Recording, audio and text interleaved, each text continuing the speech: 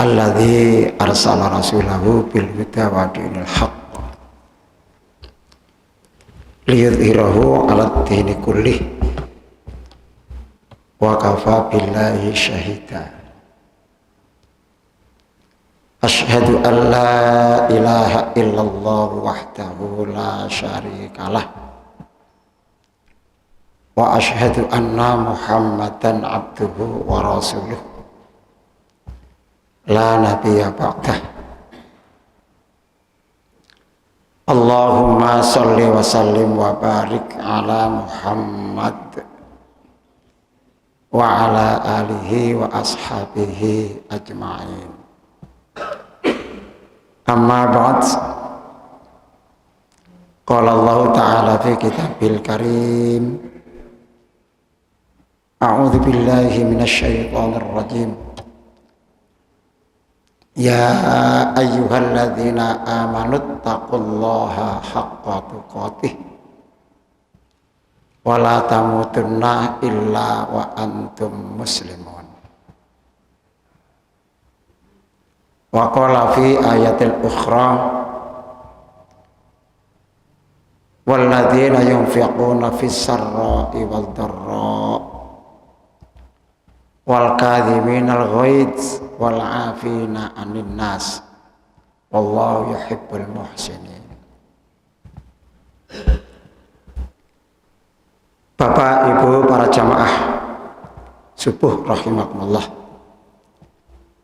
Marilah kita bersyukur kepada Allah atas limpahan rahmat, nikmat yang telah dikaruniakan kepada kita semua, sehingga dalam kesempatan pagi yang cerah ini kita bisa melaksanakan sholat subuh berjamaah yang nilainya cukup tinggi, cukup besar. Mudah-mudahan ibadah kita diterima oleh Allah Subhanahu wa taala. Shalawat salam semoga Allah tetap melimpahkan kepada Nabi kita Muhammad sallallahu alaihi wasallam. Bapak, Ibu, jamaah rahimakumullah. Dalam kesempatan pagi ini saya akan menyampaikan terkait dengan ada 3 golongan umat manusia yang akan mendapatkan peluang surga Allah Subhanahu wa taala. Menurut Al-Qur'an surat yang ketiga Al-Imran ayat 134 dan tentunya ayat 133, 134. Bapak dan Ibu sekalian, jamaah rahimakumullah. Bulan Ramadan adalah bulan yang penuh barokah. Bulan yang penuh kebaikan. Untuk itu sangat tepat kalau kita manfaatkan untuk meraih peluang-peluang yang diberikan oleh Allah, wabil khusus dalam bulan Ramadan yang barokah ini. Para jamaah rahimakumullah, salah satu di antara bahwa bulan Ramadan itu penuh barokah, maghfirah Allah itu tentu ada pada kita. Oleh karena itu, Bapak dan Ibu para jamaah rahimakumullah, di dalam Al-Quran surat Ali Imran yang tadi saya baca ayat yang 134 dan ayat 133-nya adalah a'udzubillahi minasyaitonir rajim wasari'u ila maghfiratin mir rabbikum wa jannah arduwas samawati wal ardu uiddat lil muttaqin walladzina yunfiquna fis sarra'i wal dharra'i wal kadhiminal ghaidz wal 'afina 'anil nas peluang Allah dalam bulan Ramadan, kalau kita ketahui, kita baca hadis Rasulullah yang sahih dan masyhur, bulan Ramadan itu penuh pengampunan dari Allah Subhanahu wa taala. Kita dalam melaksanakan ibadah Ramadan, ibadah puasa, ibadah siam atau saum, kalau kita niati semata-mata karena iman kita kepada Allah Subhanahu wa taala, kata Rasulullah, ghufira lahu ma taqaddama min dzambi. Allah akan memberikan pengampunan kepada kita bahkan setahun yang lalu. Tentunya pengampunan Allah itu harus kita raih. Kalau kita tidak menginginkan, tidak meraih peluang pengampunan Allah itu, tentu ya tidak akan mendapatkan pengampunan Allah. Oleh sebab itu, Bapak dan saudara-saudara sekalian, jamaah rahimakumullah, puasa Ramadan siang itu memang secara syar'i, secara fikih, ya tidak makan, tidak minum, atau menahan makan, menahan minum dari fajar subuh sampai dengan terbenamnya matahari maghrib. Namun apakah puasa yang seperti itu mesti mendapatkan pengampunan dari Allah Subhanahu wa taala, diterima oleh Allah Subhanahu wa taala? Tentunya Bapak dan Ibu sekalian, belum tentu. Karena puasa yang hanya sekedar menahan tidak makan dan tidak minum, tetapi tidak mengendalikan emosi kita, tidak mengendalikan nafsu kita, tidak mengendalikan apa-apa yang tidak baik dalam diri kita, maka yang semacam itu secara syar'i, secara fikih ya sah puasanya. Tetapi apakah yang semacam itu yang dikehendaki oleh Allah dan Rasulnya? Tentunya tidak. Tentunya tidak. Apakah puasa yang seperti itu mesti diterima oleh Allah? Belum tentu juga. Karena di dalam hadis Rasulullah SAW, Nabi bersabda, kam min shaim laisa lahu bisyami illal ju' wal atas. Berapa banyak orang yang puasa tetapi tidak mendapatkan apa-apa dari puasa yang dilakukan, illal ju' wal atas, kecuali lapar dan haus. Demikian pula Bapak dan Ibu sekalian, para jamaah rahimakumullah, orang yang sudah,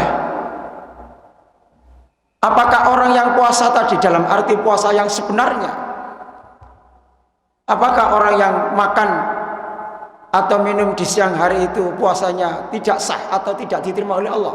Juga belum tentu. Mengapa? Kalau makannya karena lupa, berarti kan tidak ada masalah. Karena Nabi menyampaikan, suatu ketika kalau ada orang yang dalam keadaan puasa kemudian minum atau makan ternyata lupa, karena lupa, maka yang semacam itu adalah rahmat dari Allah Subhanahu wa taala. Puasanya tetap dianggap sah, diterima oleh Allah Subhanahu wa taala. Bapak, Ibu jamaah rahimakumullah, demikian pula pengampunan Allah yang harus kita raih adalah kita puasa yang sebenar-benarnya puasa. Tentunya mengikuti apa yang disampaikan oleh Allah dan Rasulullah Sallallahu Alaihi Wasallam. Puasa yang tidak sekedar tidak makan dan tidak minum, tapi juga bisa mengendalikan emosi kita, mengendalikan nafsu-nafsu kita yang lainnya. Para jamaah rahimakumullah. Kemudian juga dalam ayat berikutnya, walladzina yunfiquna fis sarra wad dharra. Peluang kalau itu meraih untuk pengampunan Allah, kita raih dengan baik. Di sisi lain juga kita perbanyak baca istighfar, mohon ampun kepada Allah Subhanahu wa taala. Yang kedua, walladzina yunfiquna fis sarra wad dharra. Orang-orang yang menginfakkan hartanya di saat dia lapang maupun dalam keadaan sempit.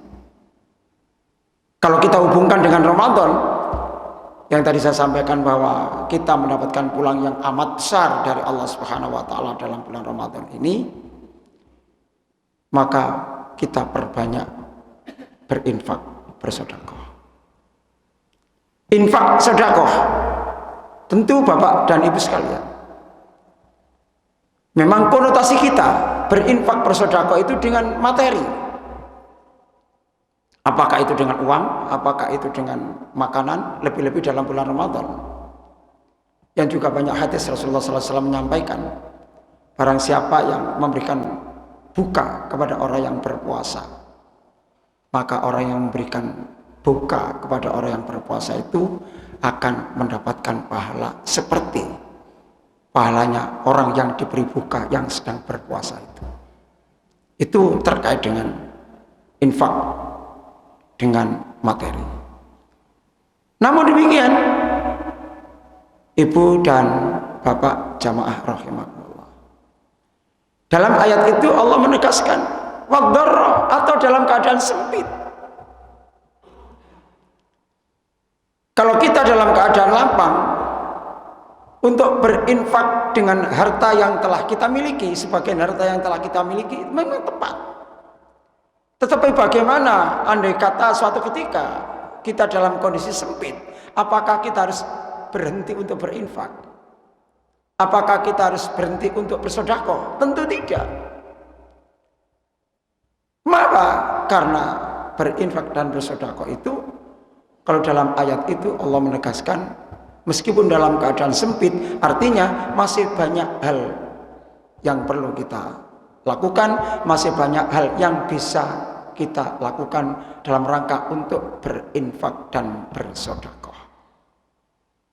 Dalam sebuah riwayat, Rasulullah SAW menyampaikan bahwa setiap sendi tubuh kita ini punya kewajiban untuk bersedekah setiap harinya. Jadi semua anggota tubuh kita, semua organ tubuh kita ini memiliki, diberikan oleh Allah kewajiban untuk berinfak, untuk bersedekah. Sampai dikatakan oleh Rasulullah SAW, andai kata kamu berbuat adil kepada dua orang yang berselisih, maka itu adalah sedekah. Kalau kita bisa mendamaikan ada teman kita yang berselisih, itu sedekah. Kalau kamu sekalian membantu seseorang yang mau naik kendaraan, tidak mampu karena tenaganya, karena usianya, karena apa yang ada, kemudian membantu untuk menaikkan ke kendaraan, itu sedekah, kata Rasulullah. Dan siapa yang membantu seseorang untuk menaikkan barang bawaannya, orang ke dalam kendaraannya, ke atas kendaraannya, karena membutuhkan pertolongan itu kata Rasulullah adalah sedekah. Dan bahkan dalam riwayat yang lain, kalau kita sampai kita katakan ada penghalang yang ada di jalan, batu ataukah duri atau apa di jalan, kemudian kita melihat, lalu kita ambil dan kita sisihkan ke pinggir, kita tepikan agar orang yang lewat setelah kita itu aman, itu adalah sedekah. Bapak, Ibu jamaah rahimakumullah, ada kisah di masa Rasulullah SAW. Satu ketika Rasulullah Sallallahu Alaihi Wasallam itu sholat subuh berjamaah tentunya. Pada rakaat kedua, pada rukuk di rakaat kedua, itu amat lama sekali. Lama sekali. Beliau tidak bangkit-bangkit untuk iktidal. Begitu lama, kemudian suatu saat sudah selesai, maka tentunya beliau juga bangun untuk iktidal dan sujud, kemudian salam. Begitu selesai salam, setelah zikir, setelah sholat, kemudian Abu Bakar dan Umar bertanya kepada Rasulullah. Karena Abu Bakar dan Umar ada di belakangnya jadi makmum. Kata Abu Bakar, ya Rasulullah, hari ini engkau panjenengan rukuknya kok amat lama. Dalam riwayat saya membaca tasbih, kata Abu Bakar, hampir 70 kali. Sahabat Umar ikut mempertegas lagi, iya Rasulullah, saya hampir 100 kali baca tasbih. Artinya panjenengan cukup lama rukuknya tadi itu. Nabi menjawab, ya, karena di belakang itu ada Ali bin Abi Thalib mau ikut berjamaah subuh bersama kita. Tapi ternyata Ali bin Abi Thalib itu dalam perjalanannya, ternyata di tengah jalan itu ada orang tua, orang Yahudi. Artinya orang yang tidak Islam. Dia membutuhkan bantuan. Dia masih membantu orang itu. Kemudian setelah membantu orang itu, barulah dia melanjutkan perjalanannya dan ikut sholat bersama kita. Akhirnya Ali bin Abi Thalib itu bisa rukuk bersama Rasulullah di rakaat yang kedua tadi itu. Berarti Ali itu sudah mendapatkan pahala sholat berjamaah subuh bersama kita, meskipun hanya 1 rakaat karena rakaat yang pertama sudah tertinggal. Itu maknanya Bapak dan Ibu sekalian, para jamaah rahimahullah, ternyata pentingnya untuk kita bersedekah lewat tenaga yang kita miliki. Kalau kita hubungkan dengan sekarang, apakah bisa seperti itu? Tentunya peristiwa-peristiwa semacam itu masih sangat bisa. Dan kalau kita perhatikan dalam kondisi masyarakat kita sekarang ini, kita dalam rangka untuk bisa hidup tertib, disiplin dengan baik, maka tentunya kita bisa melakukan yang seperti itu dengan mentaati tata tertib yang ada. Satu misal, dalam kondisi sarana-sarana umum, misalnya kita, maaf, di bank, satu misal, ada antrian, kemudian ternyata kita antri, kemudian di belakang kita ada orang yang lebih sepuh, satu misal, kemudian kita mendahulukan, mempersilakan orang yang lebih sepuh umurnya daripada kita, itu termasuk sedekah. Itu termasuk sedekah. Kalau kita antri di mall, satu misal, karena terbiasa di mall, kemudian ketika mau bayar, antriannya begitu panjang, di belakang itu ada ibu yang membawa anaknya, atau katakanlah yang jelas adalah tenaganya yang perlu kita hemat dan sebagainya, kemudian kita mempersilahkan untuk kita dahulukan, maka itu adalah termasuk sedekah. Dan ini bagian dari sedekah yang tanpa materi. Ini yang barangkali kita golongkan sedekah yang wadharra ketika dalam kondisi sempit. Tapi kalau kita juga memiliki harta, maka tentunya sedekah yang perlu kita lakukan, baik dalam keadaan kita lapang, kita bersedekah, keadaan sempit juga kita bersedekah. Ibu, Bapak, para jamaah rahimakumullah, ini adalah kaitannya dengan sedekah. Kalau kita hubungkan dengan bulan Ramadan, kita sama-sama maklumi, karena sering kita dengar, sering kita baca, hadis Rasulullah SAW bahwa amal kebaikan dalam bulan Ramadan itu dilipat gandakan oleh Allah pahalanya. Maknanya dalam bulan Ramadan ini sangat tepat kalau kita gunakan untuk memperbanyak amal kebaikan untuk merebut peluang yang diberikan oleh Allah Subhanahu wa taala. Dengan peluang-peluang itu, apa yang telah ada kemudian kita lakukan dengan semaksimal mungkin, itu bagian dari kita untuk menyempurnakan amal ibadah puasa kita. Sehingga puasa kita tidak sekedar kita menahan tidak makan dan tidak minum saja, tapi bagaimana kita isi dengan amalan-amalan yang lainnya. Ibu, bapak dan jamaah rahimakumullah.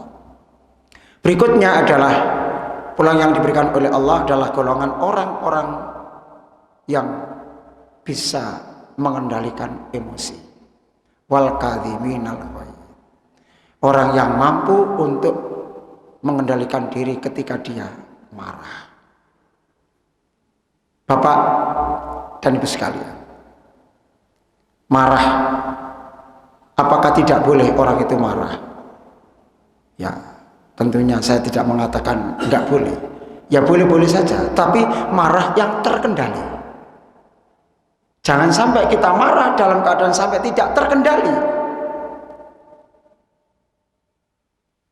Kebanyakan orang yang melakukan sesuatu yang tidak terkendali karena kemarahannya, itu yang menyebabkan merugikan diri dan merugikan orang lain. Karena tidak terkendali emosinya tadi. Seseorang kalau dalam kondisi tidak marah, kemudian kita mengatakan sabar, itu relatif mudah. Tapi dalam keadaan kita marah, kemudian untuk mengatakan sabar, itu kadang sulit untuk kita kendalikan. Sebab itulah, Bapak dan saudara sekalian yang berbahagia, ada juga sebuah riwayat di masa Rasulullah SAW. Suatu ketika Rasulullah itu berkunjung ke rumah Abu Bakar As-Siddiq, ke rumah mertuanya Abu Bakar As-Siddiq. Satu ketika ternyata ada orang Arab Badui datang tiba-tiba lalu marah-marah kepada Abu Bakar As-Siddiq. Abu Bakar diam saja, tidak dihiraukan orang yang marah itu, dibiarkan saja. Akhirnya kembali dia, dan juga datang lagi lah orang yang marah-marah. Marahnya kepada Abu Bakar itu lebih parah, lebih nemen gitu. Abu Bakar juga diam. Abu Bakar diam saja. Maka Nabi juga senyum-senyum saja.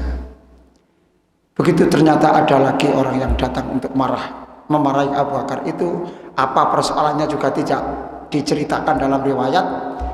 Saat itu nampaknya Abu Bakar As-Siddiq tidak mampu menahan emosi kemarahannya itu. Akhirnya dia juga kembali memarahi orang yang marah-marah tadi. Ketika Abu Bakar marah kepada orang yang marah-marah tadi, seketika itu Rasulullah SAW berdiri dan tidak pamit, langsung keluar dari rumahnya untuk pulang. Begitu melihat Rasulullah SAW keluar dari rumah tanpa izin, tanpa salam, saat itu pula Abu Bakar langsung, wahai Muhammad, Rasulullah, kenapa kamu kok pulang tanpa izin, pulang tanpa salam, tidak seperti biasanya?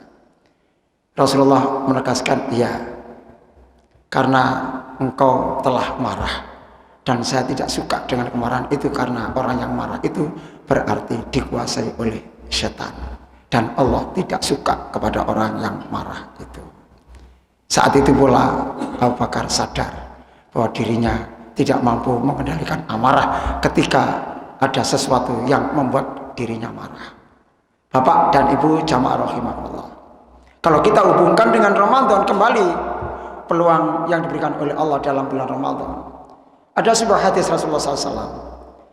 Satu ketika kalau kamu sekalian menjumpai seseorang, menjumpai teman, kemudian mengajak bertengkar, mengajak berdebat, tukaran, maka kul jawablah, inni shaim, saya sedang berpuasa. Maknanya dalam bulan puasa ini sangat tepat kalau kita manfaatkan untuk melatih diri kita. Sisi lain yang tadi infak sedekah, kita juga untuk mengendalikan nafsu amarah kita, sehingga kita tidak mudah marah, tidak mudah melakukan sesuatu yang sekiranya tidak bagus, dan bahkan bisa merusak pahala dari puasa yang kita kerjakan. Hadirin para bapak, saudara-saudara, para jamaah rahimakumullah. Kemudian yang ketiga, yang berikutnya adalah wal afina anin nas. Golongan orang yang suka memberikan maaf kepada sesama manusia. Bapak dan Ibu sekalian, meminta maaf sesama manusia itu akan lebih mudah. Mengapa? Karena kalau orang itu minta maaf, itu pertanda orang itu mengakui kesalahannya. Kalau orang itu mengakui kesalahan sesuai dengan apa yang menjadi kebiasaan kita, kita segera untuk minta maaf. Tapi kalau orang itu memaafkan orang, itu tidak semudah orang yang minta maaf. Orang yang minta maaf itu tanda orang itu mengakui kesalahannya.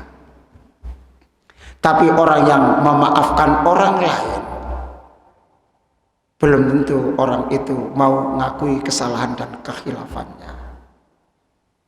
Oleh sebab itu Allah Subhanahu wa taala mengangkat derajat orang yang suka memberikan maaf kepada sesama manusia. Allah Maha Pemaaf. Tentunya kita juga suka memaafkan kepada sesama saudara kita yang mungkin bersalah. Memaafkan kepada orang lain yang mungkin orang lain itu merasa salah. Baik orang itu minta maaf kepada kita atau tidak, kita suka memaafkan. Hanya saja Bapak dan Ibu sekalian, para jamaah rahimakumullah, orang itu kadang-kadang kita memang berusaha untuk ke sana, tapi kita juga jangan sampai kita melakukan sesuatu yang menimbulkan orang lain itu marah, yang menimbulkan orang lain itu sakit hati. Karena kalau orang lain itu tersinggung perasaannya karena ucapan kita, tersinggung perasaannya karena perbuatan kita, memaafkan itu insya Allah tidak bisa. Tetapi kadang juga melupakan peristiwa yang ada itu juga sulit. Melupakan peristiwa yang terjadi kemudian saat itu menyinggung perasaan kita, itu memang lebih berat. Tapi apapun juga, karena itu semua adalah merupakan perjuangan kita dalam rangka untuk mempertahankan, meningkatkan kualitas iman dan takwa kita kepada Allah Subhanahu wa taala, itu harus kita lakukan. Dan yang semacam itu insya Allah apa yang akan kita lakukan, apa yang telah kita lakukan sesuai dengan keyakinan kita, iman kita kepada Allah Subhanahu wa taala, semata-mata karena iman, insya Allah itu akan diterima oleh Allah Subhanahu wa taala. Kalau ada kaitannya dengan hubungan puasa kita, insya Allah puasa kita akan dikabulkan oleh Allah Subhanahu wa taala. Itulah Ibu dan Bapak, para jamaah rahimakumullah, mudah-mudahan yang saya sampaikan ada manfaatnya dan mudah-mudahan puasa kita diterima oleh Allah Subhanahu wa taala. Aqulu qauli hadza fastami'u lahu wa ansitu la'allakum turhamun. Wassalamualaikum warahmatullahi wabarakatuh.